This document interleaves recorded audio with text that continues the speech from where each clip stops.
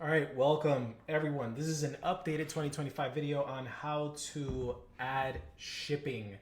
Shopify has been updating a lot of their systems and it kind of gets us frustrated when shipping doesn't work.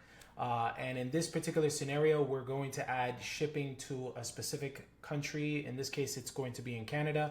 But this instruction applies to every market out there. So if you're just doing USA, it's kind of like pre-built in there. But if you're trying to do Europe, Australia, Canada, this video is going to be great for you because things have changed. All right. So first and foremost, let's go ahead and look at the settings. So what we're going to do here, let me just move this to the side.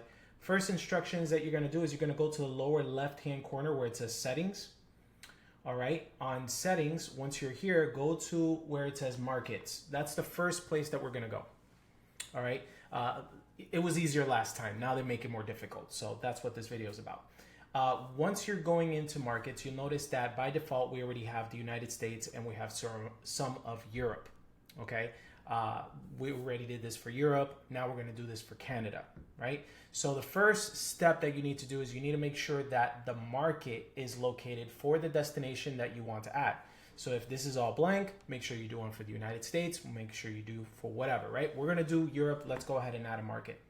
Let me increase this, by the way, because I know some of you guys complain saying, Edwin, I can't see. All right, so let's go ahead and increase this view. Bear with me, guys. Okay. All right, so let's go ahead and add market. And right here, we're gonna create a market name. We're gonna call it Canada. And we're going to search for Canada. We could just use this here and type in Canada. So you saw that I clicked on that. Okay, making sure you saw it. And then we're gonna click on Canada and say add market. Once we add the market, we're not done here. Now we need to enable it. So right here by default, you'll notice that it says inactive. Click on this, go to, well, it doesn't want to allow us to activate it. Some of you guys are watching this video because you're like, yeah, that's where I got stuck. All right, that's fine, don't worry about it. We're gonna save this right here for now, okay? Let's see, more actions, no. So, all right, we're gonna leave this right here for now, okay? Let's go to shipping and delivery. And once we go to shipping and delivery, we're going to go right here where it says locations. And on locations, we're going to scroll down a bit and we're going to go ahead and add a shipping zone. On this shipping zone, we're going to scroll down right here and we're going to click on Canada and we're going to type the zone name as Canada. I know, seems redundant. They should just click on it and it should just be named that. Why we need to call it something else? Anyways. The reason why you could call it something else, by the way, is because you could omit some provinces and you could say some of Canada, right? Or metropolitan area Canada, whatever. All right, so we're going to go ahead and press done. All right, and as you notice, no rates are enabled yet. We're going to press save for now so we don't lose our place. And you see no rates, customer zones cannot be completed, blah, blah, blah. Let's go back to markets for a second. Let's click inside here. Let's see if this allows us to enable it. Missing shipping rates. All right. They have you go back and forth for this stuff. I don't know why. Shopify, whoever's your developers, they need to get their act together. Okay. So let's go right here for a second and let's add a rate. All right. And in our case, we already have DHL kind of like configured here. We're going to use a calculated app to calculate the rates. We're going to say the shipping service is worldwide. We're not going to add any percentages or any flat amount. That's if you want to add like handling fees, you know, pick, pack, box, all that stuff. So if you want to put a flat amount or percentage, you could go ahead and do that. But like I said, again, right here we have DHL and it's really up to you. Real quick disclosure. So we like to use DHL for several areas around the world, specifically in Europe, because DHL does end-to-end shipping tracking from the United States over to Europe. You could choose USPS to lower your shipping cost if you want, but please understand what comes with it, okay? When someone orders from you in the United States and they go through USPS, there is a tracking number that is shared with the customer out in Europe. That tracking number stops the moment that it leaves the United States and it lands in Europe because USPS does not exist in Europe. So that tracking number, what happens to it? It falls dead. And a new tracking number is placed once it passes customs over there in their country. which of course they have to probably pay duty fees, and sometimes it'll get stuck in customs, in their local customs. In other words, when it unboards in their port, it gets stuck there because the customer sometimes has to pay in order for that to be released so that it could get shipped out to them. It's a mess. You're like, why, right? Well, you get what you pay for, right? If you're going cheap, that's part of the customer experience. You don't want your customers going through that, okay? So what I would say is that if you're going to do Europe, use a European company such as DHL Express.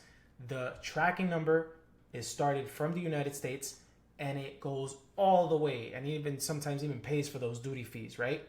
Through customs, and it reaches to their door. That means that the tracking number goes end to end flawlessly. I think this also applies for Australia. So, I mean, based on the time of this video, it could be different, but all of Europe, definitely DHL, and Australia, right? You want the best end-to-end experience because your customers will love you for that. Yes, it costs a little bit more, but your customers will love you for that, and that means that they're gonna buy from you more, okay? So now you understand that, right?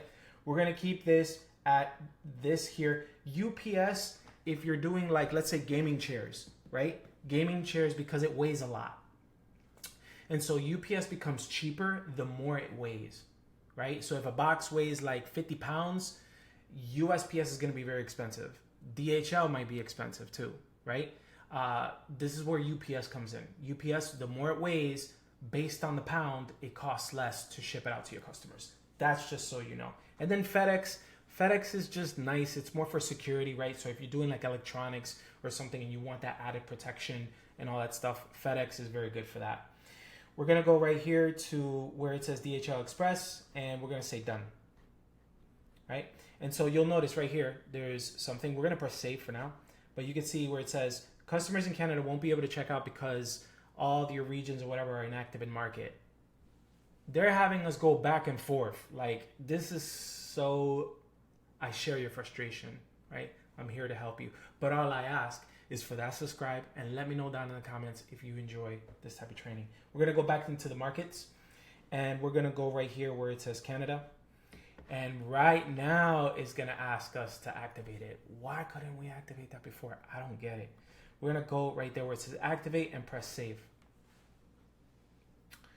All right. Right here we have an option where it says duty and import taxes not collecting, right? This is optional, okay? So to collect duty, blah, blah, blah, you need to ship using a carrier that supports this. Shopify shipping doesn't. The calculation is a 0.5 temporary and applied with blah, blah, blah. So we could go ahead and turn this on. Okay. And then we could go ahead and continue with these steps right here. So when it comes to France, all these places in Europe, let's go ahead and press next to that. Yes, let's go ahead and do that. And we just need to update some of the products there. We'll go ahead and update that in another video. And the terms and conditions, everything is good. All right, so all is good. So this is where we allow collections of VAT fees and all that, you know, duty taxes and all that good stuff prior, so that the customer doesn't have to worry about that. And it's a smooth transition, okay? But if you're having to, it's such a headache. Why do you want them to go through that? No. So make sure that things are going smoothly here. All right, now let's go back to where it says shipping and delivery, just to make sure that everything is set up okay. We're gonna go back here, all right? And you could see that things are going okay there. Now, how do you test this out? You could go ahead and try to add a product into the cart, but by the time you go into the checkout, make sure that you add the country Canada and use a fake address. There are websites such as Fake Address Generator that you could find yourself, where you could find a random address or look for a business out in Canada just for testing purposes. You're going to go ahead and use that address and plug it in there just so that you could see how the fees are calculated. If you notice that the fees are not being calculated, there is something along these steps that you missed, okay? You have to make sure that this is working out, that you have your market set up. Sometimes you didn't activate it. You saw I had to do like those few steps. Make sure that you're testing everything. Don't just set this up and just be like, yeah, go ahead and buy it. No, test it out yourself, all right? And make sure that the Canada fees are in fact there, All right, guys. So if you like this type of video and you like this type of training, how easy it was for you, I do have a SKOOL Shopify community where I teach classes on how you could set all this stuff up. Again, a lot of people do this, right? You could find stuff for free on YouTube, by all means. But if you like the way I explain things and it was very easy to follow, then you're gonna love the rest of my courses, right? All of that stuff, very easy, just like how I explain it to you. I like things to be super clear, okay?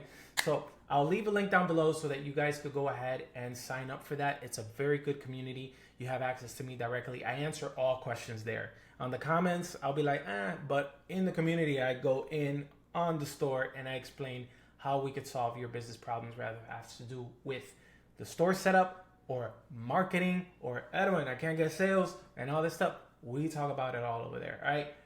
Aside from that, see you in the next video. Talk to you soon. Peace.